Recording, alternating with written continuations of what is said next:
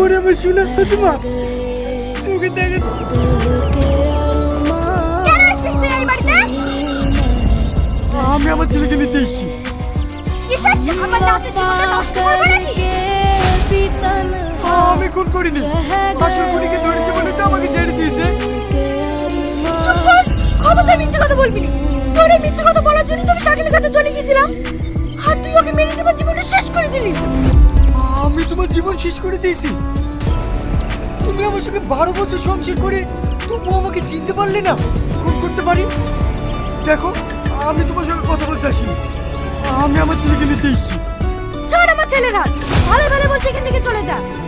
ও কি বলছে? তুমি আমার কাছে থাকতে পারবে না? চলো বাবু। না আমি যাবো না।